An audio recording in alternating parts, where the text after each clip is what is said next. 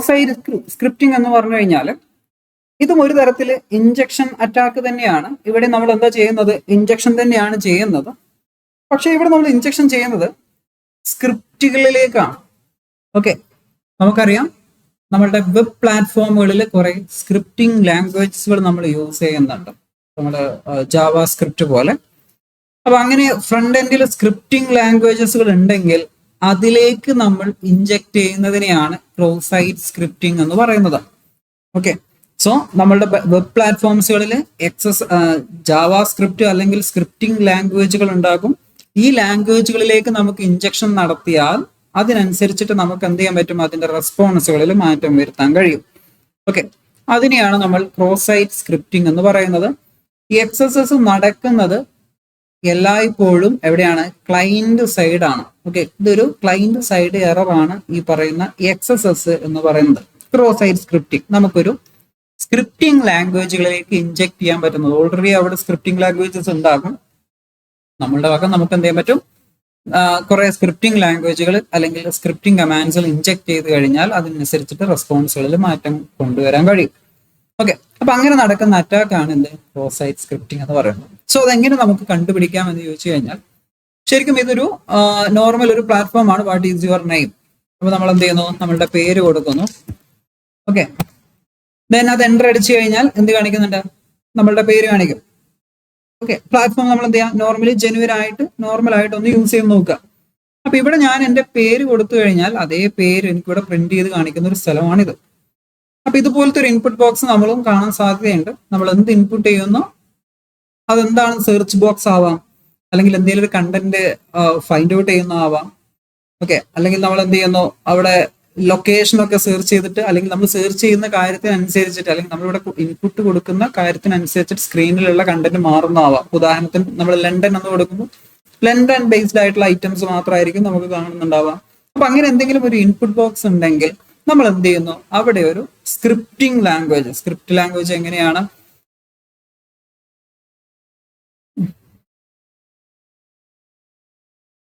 Script എങ്ങനെയാണ്?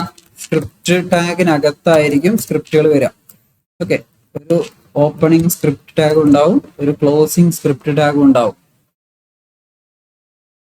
Opening and closing ഇതിനിടക്കായിരിക്കും നമ്മൾ എന്ത് ചെയ്യാം? നമ്മളുടെ കോഡ് കൊടുക്കുക.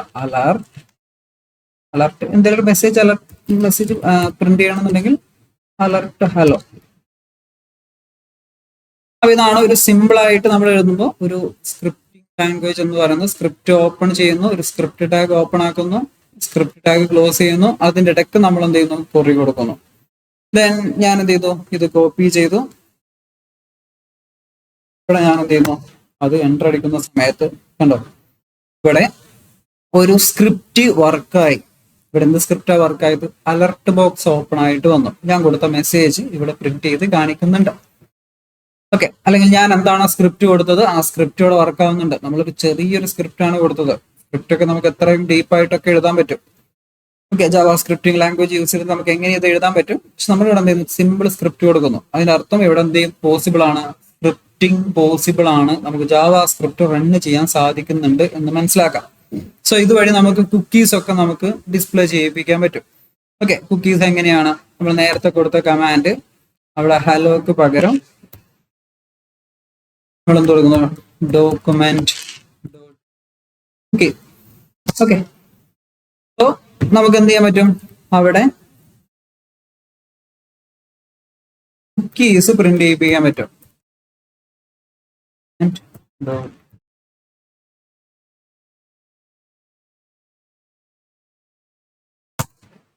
ോ നമുക്കിവിടെ നമ്മളുടെ കുക്കി എന്താന്നുള്ള കുക്കി ഇൻഫർമേഷൻസ് നമുക്കിവിടെ ആക്സസ് ചെയ്യാൻ പറ്റും. ഓക്കെ, അപ്പൊ ഇതാണ് ക്രോസ് സൈറ്റ് സ്ക്രിപ്റ്റിംഗ് എന്ന് പറയുന്നത്. നമുക്ക് എന്ത് ചെയ്യാൻ പറ്റും? ഇൻപുട്ട് ചെയ്യേണ്ട സ്ഥലങ്ങളിൽ നമ്മൾ ജാവ സ്ക്രിപ്റ്റുകൾ ഇൻസേർട്ട് ചെയ്ത് കഴിഞ്ഞാൽ അതുവഴി നമുക്ക് ആ ജാവ സ്ക്രിപ്റ്റ് നമുക്ക് ഡയറക്റ്റ് ആയിട്ട് റൺ ചെയ്യാൻ പറ്റും. ഏതൊരു വെബ് ആപ്ലിക്കേഷൻസിലും അല്ലെങ്കിൽ വെബ്സൈറ്റിലും അവരുടേതായ രീതിയിൽ ജാവ സ്ക്രിപ്റ്റുകൾ ഉണ്ടാകും. അതിന്റെ കൂട്ടത്തിൽ നമ്മൾ കൊടുക്കുന്ന ജാവ സ്ക്രിപ്റ്റ് ക്വറീസും കൂടി നമുക്ക് റൺ ചെയ്യാൻ സാധിക്കുന്നുണ്ടെങ്കിൽ അതുവഴി നമുക്ക് എന്ത് പോസിബിൾ ആണ്? ഈ പറയുന്ന ക്രോസ് സൈറ്റ് സ്ക്രിപ്റ്റിംഗ് അല്ലെങ്കിൽ സ്ക്രിപ്റ്റിലേക്ക് നമുക്ക് ഇൻജക്ട് ചെയ്യാൻ സാധിക്കുന്നതാണ്. ഓക്കെ, ദെൻ ഇവിടെ റിഫ്ലക്റ്റഡ് എക്സസൈസ് നമ്മൾ എന്ത് ചെയ്യുന്നുണ്ട്? ഇതാണ് ഒരു നോർമൽ രീതിയിൽ. എന്താണ് റിഫ്ലക്റ്റഡ് എക്സസൈസ് എന്ന് പറഞ്ഞു കഴിഞ്ഞാൽ, നമ്മളിവിടെ ക്വറീസ് കൊടുക്കുന്നു, അത് അപ്പം തന്നെ നമുക്ക് റെസ്പോൺസ് ആയിട്ട് കിട്ടുന്നു. അപ്പൊ തൊട്ട് മുന്നേ നമ്മളിവിടെ മലീഷ്യസ് ക്വറീസ് റൺ ചെയ്തതാണ്. ഇനി ഞാനിവിടെ നോർമൽ ആയിട്ട് റൺ ചെയ്യുന്ന സമയത്ത് ഇതെന്തായിട്ടുണ്ടാവും? ഇത് പഴയ പോലെ വർക്ക് ചെയ്യുന്നുണ്ടാവും. അപ്പൊ ഞാനിവിടെ കൊടുക്കുന്ന സമയത്ത് ഇവിടെ വീണ്ടും ഞാനൊരു സ്ക്രിപ്റ്റ് കൊടുത്തു കഴിഞ്ഞാൽ അപ്പോൾ ഇതെന്താവും? ആ സ്ക്രിപ്റ്റ് റൺ ആവുന്നു, കൊടുക്കുന്ന സമയങ്ങളിൽ അത് റൺ ആവുന്നു, അത് കഴിഞ്ഞാൽ പിന്നെ നോർമൽ പോലെ റൺ ആവുന്നു. ഓക്കെ, അപ്പൊ അതാണ് നമ്മൾ കൊടുക്കുന്നതിനനുസരിച്ചിട്ട് നമ്മൾ കൊടുക്കുന്നു, അതേ സ്ഥലത്ത് തന്നെ അതേ മൊമെന്റിൽ തന്നെ നമുക്ക് റിഫ്ലക്റ്റഡ് ആയിട്ട് അല്ലെങ്കിൽ അതേ സമയത്ത് തന്നെ നമുക്ക് റിസൾട്ട് കിട്ടുന്നു. ഇതാണ് റിഫ്ലക്റ്റഡ് എക്സസൈസ് എന്ന് പറയുന്നത്. ഓക്കെ, നമ്മൾ കൊടുക്കുന്ന സമയത്ത് തന്നെ നമുക്ക് അത് റെസ്പോൺസ് കിട്ടുന്നത്. ഇനി ഇവരെന്ത് ചെയ്യാൻ സാധ്യതയുണ്ട്? ഈ എക്സസൈസ് പല രീതിയിൽ വരാൻ സാധ്യതയുണ്ട്. നമ്മൾ അതിന്റെ മെത്തേഡുകളൊന്ന് മാറ്റാം. ദെൻ ഇനി ഞാൻ ഇതേ രീതിയിൽ സ്ക്രിപ്റ്റ് കൊടുത്തു കഴിഞ്ഞാൽ, തൊട്ട് മുന്നേ ഞാൻ കൊടുത്ത പോലെ സ്ക്രിപ്റ്റ് കൊടുത്തു കഴിഞ്ഞാൽ ഇവിടെ വർക്കിംഗ് ആവില്ല. സ്ക്രിപ്റ്റിൽ കുറച്ച് മാറ്റം വരുത്തി. അപ്പൊ അവരത് എങ്ങനെയാണ് ചെയ്യുന്നത് എന്നുള്ളത് ഇവിടെ സോഴ്സ് എക്സ്പ്ലെയിൻ ചെയ്യുന്നുണ്ട്. സ്ക്രിപ്റ്റ് ഞാൻ മാറ്റി. ഓക്കെ, ഒന്ന് വേറെ രീതിയിൽ ഇവിടെ എന്താണ് ചെയ്യുന്നത്?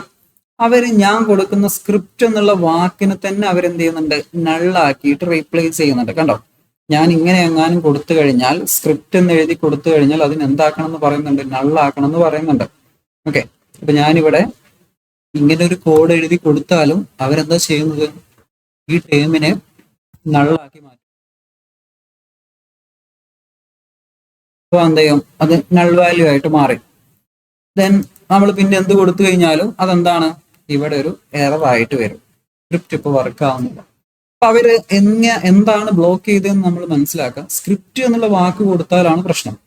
അപ്പൊ ഞാൻ എന്ത് ചെയ്യുന്നു? ഇതിൽ സ്ക്രിപ്റ്റ് എന്നുള്ളതിന് ഐ ഒന്ന് ക്യാപിറ്റൽ ആക്കും, എസ് ഒന്ന് ക്യാപിറ്റൽ ആക്കും. ടോഗിൾ കേസ് എന്ന് നമ്മൾ പറയും. അപ്പൊ നോക്കേ, ഒരു ചെറിയ മാറ്റം വരുത്തിയല്ലോ. അതേപോലെ ഇവിടെ നമ്മൾ കൊടുക്കാം എസ് ക്യാപിറ്റൽ, ക്യാപിറ്റൽ. ഇതെന്നെ കൊടുക്കണം എന്നല്ല, തിരിച്ചു മറിച്ചൊക്കെ കൊടുക്കാം. സി ക്യാപിറ്റൽ കൊടുക്കാം. ചുരുക്കി പറഞ്ഞു കഴിഞ്ഞാൽ അവിടെയുള്ള ക്യാരക്ടേഴ്സിനെ ഒന്ന് ടോഗിൾ ചെയ്യുന്നു.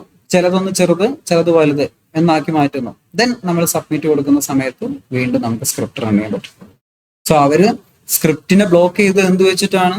സ്ക്രിപ്റ്റ് ടാഗ് വന്നു കഴിഞ്ഞാൽ അതിനെ നള്ളാക്കണം എന്ന് പറഞ്ഞിട്ടാണ് അവർ അതിനെ ബ്ലോക്ക് ചെയ്തുകൊണ്ടിരുന്നത്. സോ അതിനെ എങ്ങനെ നമുക്ക് ഓവർകം ചെയ്യാൻ പറ്റും? നമുക്ക് ആ സ്ക്രിപ്റ്റ് ടാഗ് ഒന്ന് ടോഗിൾ ചെയ്താൽ മതി. അപ്പൊ എന്ത് ചെയ്തോളും? അവരുടെ പ്രോഗ്രാമിലുള്ള സ്ക്രിപ്റ്റ് ഇതായിട്ട് മാച്ച് ചെയ്ത് വരില്ല. കാരണം ഇത് സ്ക്രിപ്റ്റ് കേസ് വ്യത്യാസമുണ്ട്. ഓക്കെ, അപ്പൊ അവരുടെ കോഡുമായിട്ട് ചെക്ക് ചെയ്ത് നോക്കുമ്പോൾ അവിടെ പ്രശ്നമൊന്നും കാണിക്കില്ല. എന്നാൽ നമുക്ക് എന്ത് ചെയ്യും? ഇത് സെർവറിൽ പോയാൽ ഇത് അവിടെ നിന്ന് നമുക്കിത് റൺ ആവും. ഓക്കെ, നമുക്ക് റൺ ചെയ്യാൻ പറ്റും. ഓക്കെ, ക്ലൈന്റ് സൈഡിൽ നിന്ന് അത് പാസ് ചെയ്ത് കഴിഞ്ഞാൽ ഇതെന്ത് ചെയ്യാൻ പറ്റും? നമുക്ക് റൺ ചെയ്യാൻ പറ്റും. ക്ലൈന്റ് സൈഡിലാണ് ചെക്ക് ചെയ്ത് നോക്കും, പ്രോഗ്രാം ചെക്ക് ചെയ്ത് നോക്കും സ്ക്രിപ്റ്റ് എന്നുള്ള വാക്ക് അതിലുണ്ടോ. പക്ഷെ നമ്മൾ ടോഗിൾ ചെയ്തില്ലേ? അക്ഷരങ്ങളൊക്കെ നമ്മൾ എന്ത് ചെയ്തു? അക്ഷരങ്ങൾ അങ്ങോട്ടും ഇങ്ങോട്ടും മാറ്റി എന്നുള്ളതല്ല, ഒന്ന് ചിലത് ക്യാപിറ്റലാക്കി, ചിലത് സ്മോൾ ആക്കി. വായിക്കുമ്പോൾ സ്ക്രിപ്റ്റ് തന്നെയാണ്, പക്ഷെ നമ്മൾ എന്ത് ചെയ്തു? ക്യാപിറ്റലും സ്മോളൊക്കെ അങ്ങോട്ടും ഇങ്ങോട്ടും. അത് പർട്ടിക്കുലർ ഓർഡർ ഒന്നുമില്ല. ഓക്കെ, നമുക്ക് എന്ത് ചെയ്യാം? ഇപ്പൊ ഞാൻ എസ് എന്നെ ക്യാപിറ്റൽ ആക്കണം എന്നൊന്നുമില്ല, ഞാനിവിടെ സി എന്നാക്കിയാലും എന്താണ്? നമുക്ക് അവിടെ സ്ക്രിപ്റ്റ് റൺ ആവും. ഓക്കെ, ഞാൻ എസ് ക്യാപിറ്റൽ ഇപ്പുറത്ത് അങ്ങനെ ഒരേപോലെ അപ്പുറത്ത് ആണെന്നൊന്നുമില്ല. ഇവിടെ ഞാൻ സി സ്മോൾ ആണ്, ഇവിടെ സി ക്യാപിറ്റൽ ആണ്. തിരിച്ചു മറിച്ചും കൊടുത്തു. വായിക്കുമ്പോൾ സ്ക്രിപ്റ്റ് തന്നെയാണ്, പക്ഷെ അവർ കോഡ് ചെക്ക് ചെയ്ത് നോക്കുമ്പോൾ കോഡിൽ എങ്ങനെ ചെക്ക് ചെയ്യുന്നത്? സ്ക്രിപ്റ്റ് ഇങ്ങനെ കൊടുത്താലാണ് പ്രശ്നം. അപ്പൊ നമ്മളത് മാറ്റി കൊടുത്തു കഴിഞ്ഞാൽ ആ പ്രശ്നമില്ല. അങ്ങനെ നമുക്ക് ചെയ്യാം. ഓക്കെ, ദെൻ അതേപോലെ തന്നെ നമ്മൾ വീണ്ടും അത് വേറെ രീതിയിൽ വരുന്നതാണ്.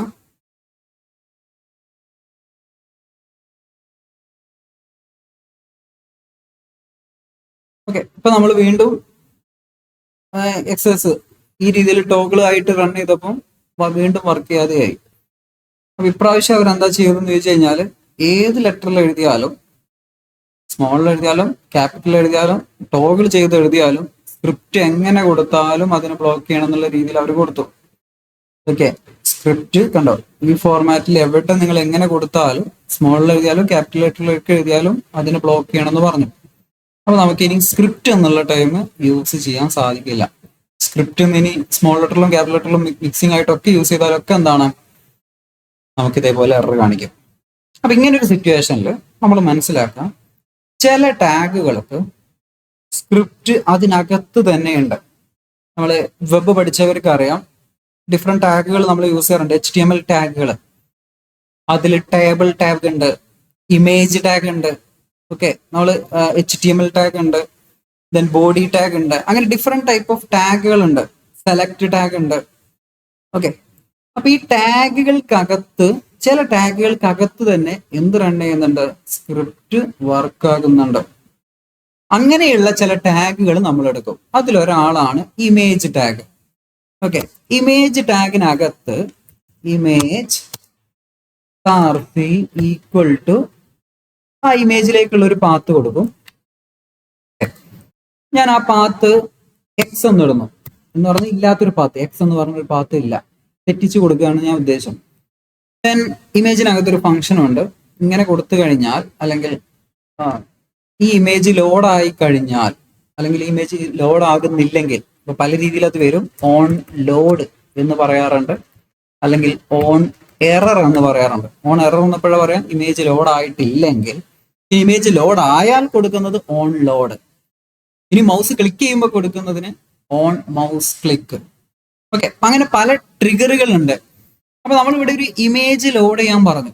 ആ ഇമേജിന്റെ പാത്ത് ഞാൻ തെറ്റായിട്ടാണ് കൊടുക്കുന്നത്, എക്സ് എന്ന് മാത്രം. അങ്ങനെയാണെന്നുണ്ടെങ്കിൽ ഈ ഇമേജ് ലോഡ് ആയിട്ടില്ലെങ്കിൽ ഒരു മെസ്സേജ് കാണിക്കണം, on error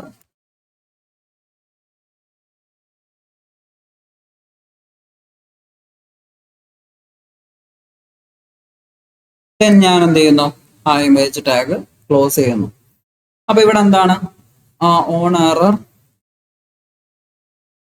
to alert hello. അപ്പൊ ഇവിടെ എന്താ ഞാൻ കാണിക്കുന്നത്? ഒരു ഇമേജ് ലോഡ് ചെയ്യാൻ പറഞ്ഞു. ആ ഇമേജ് എങ്ങാനും ലോഡ് ആയിട്ടില്ല എന്നുണ്ടെങ്കിൽ എന്ത് മെസ്സേജ് പ്രിന്റ് ചെയ്യണം? അലർട്ട് ഹലോ എന്നുള്ളത് പ്രിന്റ് ചെയ്യണം. Okay, alert. ഓക്കെ, അപ്പൊ നമ്മൾ എന്ത് ചെയ്യുന്നു? അതൊന്ന് ടെസ്റ്റ് ചെയ്ത് നോക്കുന്നു. ഇമേജ് ക്ലോസ് ചെയ്യണമെമ്പോൾ ക്ലോസിംഗ് സിമ്പലും കൊടുക്കാറുണ്ട്. ഉണ്ടോ? ഇപ്പൊ നമുക്ക് എന്ത് ചെയ്യാൻ പറ്റുന്നുണ്ട്? സ്ക്രിപ്റ്റ് റൺ ചെയ്യാൻ പറ്റുന്നുണ്ട്. ഇവിടെ ഒരു ഇമേജ് ഇവിടെ ഒരു ഇമേജ് വരേണ്ടതാണ് ശരിക്കും, പക്ഷെ നമ്മൾ ആ ഇമേജിലേക്കുള്ള പാത്ത് എക്സ് എന്നാ കൊടുത്തത്. ഒന്നുകൂടി കാണിക്കാം. ആ ഇമേജിലേക്കുള്ള പാത്ത് നമ്മൾ എന്താ കൊടുത്തത്? എക്സ്. ഇതൊരു പാത്ത് കൊടുത്തു കഴിഞ്ഞാൽ ഇവിടെ ഒരു ഇമേജ് ലോഡ് ആവും. നമുക്ക് ഏതെങ്കിലും ഒരു ഇമേജിലേക്കുള്ള, അല്ലെങ്കിൽ നമ്മുടെ സിസ്റ്റത്തിലുള്ള ഒരു ഇമേജിന്റെ പാത്ത് കൊടുത്തു കഴിഞ്ഞാൽ ഇവിടെ സ്ക്രീനിൽ ആ ഇമേജ് കാണിക്കുമായിരുന്നു. പക്ഷെ ഞാനത് തെറ്റ് കൊടുത്തു. ഇനി ഓൺ എറർ കൊടുത്ത പോലെ തന്നെ എനിക്ക് എന്ത് ചെയ്യാം? ഞാൻ നേരത്തെ പറഞ്ഞ പോലെ on mouse click.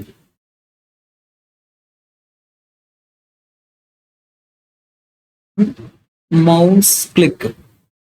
Okay, then ഞാൻ എന്ത് ചെയ്യുന്നു? ഇത് കോപ്പി ചെയ്യുന്നു.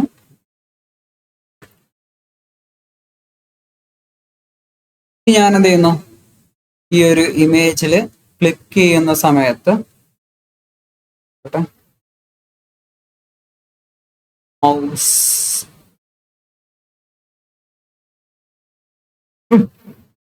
Okay, image SRC X.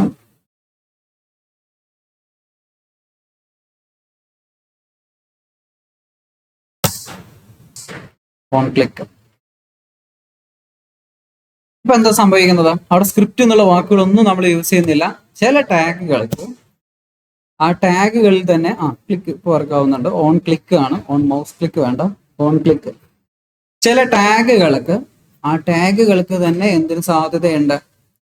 ഇതുപോലെ സ്ക്രിപ്റ്റ് റണ്ണ് ചെയ്യാനുള്ള സാധ്യത ഉണ്ട്. അതിൽ പെട്ടതാണ് നമ്മൾ ഈ പറഞ്ഞ ടേബിൾ ടാഗ് നമുക്ക് യൂസ് ചെയ്യാം, ഇമേജ്, ബട്ടൺ, അങ്ങനെയുള്ള ചില ടാഗുകൾക്ക്, HTML ടാഗുകൾക്ക്, സെലക്ട് ടാഗ്, ഇവർക്കൊക്കെ നമുക്ക് സ്ക്രിപ്റ്റ് റൺ ചെയ്യാൻ പറ്റും. ആ ടാഗിനകത്ത് തന്നെ മെത്തേഡ്സുകൾ റൺ ചെയ്യാൻ പറ്റും, മെത്തേഡ്സുകൾ ഇംപ്ലിമെന്റ് ചെയ്യാൻ പറ്റും. ചില ടാഗുകൾക്ക് ആ ഒരു പെർമിഷൻ ഉള്ളൂ. അപ്പൊ ആ ടാഗുകൾ നമ്മൾ യൂസ് ചെയ്ത് കഴിഞ്ഞാൽ നമ്മൾ സ്ക്രിപ്റ്റ് എന്നുള്ള വാക്ക് തന്നെ നമുക്ക് എന്ത് ചെയ്യാൻ പറ്റും? ഒഴിവാക്കാൻ പറ്റും. ഓക്കെ, മനസ്സിലായോ? നമുക്കിവിടെ ടാഗുകൾ യൂസ് ചെയ്ത് കഴിഞ്ഞാൽ അതുവഴിയും നമുക്ക് സ്ക്രിപ്റ്റ് റൺ ചെയ്യാൻ സാധിക്കും. സോ ഞാൻ എന്ത് ചെയ്തു, അങ്ങനെ ഒരു ടാഗ് വഴിയാണ് സ്ക്രിപ്റ്റ് റൺ ചെയ്തത്. അപ്പൊ ഇത് റൺ ചെയ്തു, അതേ മൊമെന്റിൽ എനിക്ക് റിസൾട്ട് കാണിച്ചു. അതാണെന്ത് റിഫ്ലക്റ്റഡ് ക്രോസ് സൈറ്റ് സ്ക്രിപ്റ്റിംഗ് എന്ന് പറയുന്നത്. ഇനി സ്റ്റോർഡ് ക്രോസ് സൈറ്റ് സ്ക്രിപ്റ്റിംഗ് എന്ന് പറഞ്ഞു കഴിഞ്ഞാൽ, ഈ റിഫ്ലക്റ്റഡ് ക്രോസ് സൈറ്റ് സ്ക്രിപ്റ്റിംഗ് ബാധിക്കുന്നത് ക്ലയന്റ് സൈഡ് തന്നെയാണ്. അത് നടക്കുന്നത് ക്ലയന്റ് സൈഡിലാണ്, അത് റൺ ആവുന്നതൊക്കെ ക്ലയന്റ് സൈഡിലാണ്. എന്നാൽ സ്റ്റോർഡ് എക്സസസ് എന്ന് പറഞ്ഞു കഴിഞ്ഞാൽ, സ്റ്റോർഡ് ക്രോസ് സൈറ്റ് സ്ക്രിപ്റ്റിംഗ് എന്ന് പറഞ്ഞു കഴിഞ്ഞാൽ, ഇത് സ്റ്റോർ ചെയ്യുന്നത്, നമ്മൾ സ്ക്രിപ്റ്റ് മലീഷ്യസ് സ്ക്രിപ്റ്റ് സ്റ്റോർ ചെയ്യുന്നത് സർവറിലും അത് റൺ ആവുന്നത് ക്ലയന്റ് സൈഡും. ഓക്കെ, അപ്പൊ ഇത് എപ്പോഴും മനസ്സിലാക്കാം. എപ്പോഴും റൺ ആവുന്നത് cross site script access run ആവുന്ന എപ്പോഴും ക്ലയന്റ് സൈഡിലാണ്. പിന്നെ അത് എവിടെ നമ്മൾ ഇൻസേർട്ട് ചെയ്യുന്നു എന്നതിനെ ബേസ് ചെയ്തിട്ടാണ് അതിന്റെ പേര് വരുന്നത്. റിഫ്ലക്റ്റഡ് ആണെന്നുണ്ടെങ്കിൽ നമ്മൾ എന്ത് ചെയ്യുന്നു, ക്ലയന്റ് സൈഡിൽ നിന്ന് തന്നെ കൊടുക്കുന്നു, ക്ലയന്റ് സൈഡിൽ തന്നെ റൺ ആവുന്നു, അത് കൊടുക്കുന്നു, ആ മൊമെന്റിൽ തന്നെ റൺ ആവുന്നു. അതാണ് reflected cross site script. Stored cross site scripting എന്ന് പറഞ്ഞാൽ നമ്മളിത് സർവറിൽ സൂക്ഷിക്കുന്നു. ദെൻ ആരൊക്കെ ആ ഒരു നമ്മൾ എവിടെയാണോ സൂക്ഷിച്ചത് ആ പാത്തിലേക്ക് പോകുമ്പോൾ, അല്ലെങ്കിൽ ആ വെബ് പേജിലേക്ക് പോകുമ്പോൾ, ആ ഒരു ലൊക്കേഷനിലേക്ക് പോകുമ്പോൾ അവരുടെയൊക്കെ കമ്പ്യൂട്ടറിൽ, അവരുടെയൊക്കെ സിസ്റ്റത്തിൽ ഇത് റൺ ആവും. ഓക്കെ, അപ്പൊ ഇത് സർവറിൽ സൂക്ഷിക്കുന്നു, പിന്നീട് ആ സർവർ ആരൊക്കെ ആക്സസ് ചെയ്യുന്നു അവരുടെയൊക്കെ കമ്പ്യൂട്ടറിൽ അത് റൺ ആവുന്നു. അതാണ് സ്റ്റോർഡ് ക്രോസ് സൈറ്റ് സ്ക്രിപ്റ്റിംഗ്. അപ്പൊ ഇത് റൺ ചെയ്യുന്ന എവിടെയെന്ന് ചോദിച്ചു കഴിഞ്ഞാൽ ക്ലയന്റ് സൈഡ് തന്നെയാണ്. പക്ഷെ ഈ സ്ക്രിപ്റ്റ് സ്റ്റോർ ചെയ്തിരിക്കുന്നത് എവിടെയാണ്? സർവർ സൈഡിലാണ്. അതാണ് സ്റ്റോർഡ് ക്രോസ് സൈറ്റ് സ്ക്രിപ്റ്റിംഗ് എന്ന് പറയുന്നത്. സ്റ്റോർഡ് എക്സസസ് നമ്മൾ നേരത്തെ ചെയ്ത പോലെ തന്നെയാണ് ഈ ഇൻപുട്ട് ബോക്സിലാണ് കൊടുക്കേണ്ടത്. ഇവിടെ നമുക്ക് ഫുൾ ചെയ്യാൻ പറ്റുന്നില്ല, കണ്ടോ, ഇവിടെയാണ് ബോക്സ് നമ്മൾ ഇൻപുട്ട് ചെയ്യേണ്ടത്. ഇവിടെ ഞാൻ എന്തെങ്കിലും ടൈപ്പ് ചെയ്താൽ കുറച്ച് ഭാഗങ്ങൾ എനിക്ക് ടൈപ്പ് ചെയ്യാൻ പറ്റുന്നുള്ളൂ. അപ്പൊ അതൊന്ന് ലെങ്ത് കൂട്ടണം. ലെങ്ത് കൂട്ടാൻ എന്ത് ചെയ്യാം, പേജ് ഒന്ന് ഇൻസ്പെക്ട് കൊടുക്കുക. പേജ് ഇൻസ്പെക്ട് ചെയ്ത് കഴിഞ്ഞാൽ ആ ഇൻപുട്ട് ബോക്സിന്റെ ഇത് നമുക്ക് ഇവിടെ കാണാൻ പറ്റും. അതിൽ മാക്സിമം ലെങ്ത് 10 എന്നുള്ളത് കൂട്ടിക്കൊടുക്കുക. ഞാനതൊരു 100 ഇട്ടു. ഓക്കെ, സൈസ് 30 എന്ന് പറയുന്നത് ഇതിന്റെ വലുപ്പമാണ്. അത് കൂട്ടി കൊടുത്തു കഴിഞ്ഞാൽ ഇതിന്റെ സൈസ് കൂടും. കാണിക്കാം, കണ്ടോ, ഇൻപുട്ട് ബോക്സിന്റെ വലുപ്പം ഒന്ന് കൂടി. ദെൻ മാക്സിമം ലെങ്ത് എന്നുള്ളതാണ് നമ്മൾ കൊടുക്കേണ്ടത്. കണ്ടോ, അപ്പൊ ഇവിടെ പേജ് ഇൻസ്പെക്ട് ചെയ്യുക. ആ കോളത്തിൽ ക്ലിക്ക് ചെയ്തിട്ട് ഇൻസ്പെക്ട് ചെയ്ത് കഴിഞ്ഞാൽ നമ്മളിത് തപ്പണ്ട, നേരെ നമുക്ക് ആ ഇൻപുട്ട് ബോക്സിന്റെ ലൈന് കിട്ടും. പക്ഷെ അവിടെ പോയിട്ട് ആ ലെങ്ത് ഒന്ന് ചേഞ്ച് ചെയ്ത് കൊടുക്കണം, എങ്കിലേ നമുക്ക് ഇവിടെ ഫുൾ ടൈപ്പ് ചെയ്യാൻ പറ്റുമോ. ഓക്കെ, ദെൻ നമ്മൾ എന്ത് ചെയ്തു, സ്ക്രിപ്റ്റ് കൊടുത്തു. ഇമേജ് SRC തെറ്റായ ഒരു പാത്ത് കൊടുത്തു. സ്വാഭാവികമായിട്ടും അത് എറർ ആവും. അപ്പൊ എറർ ആണെങ്കിൽ ഡോക്യുമെന്റ് ഔട്ട് നോക്കി പ്രിന്റ് ചെയ്യണം. ദെൻ ഞാൻ എന്ത് ചെയ്തു, സൈൻ ഗസ്റ്റ് ബുക്ക് എന്ന് പറഞ്ഞു കൊടുത്തു. Okay, on click on alert.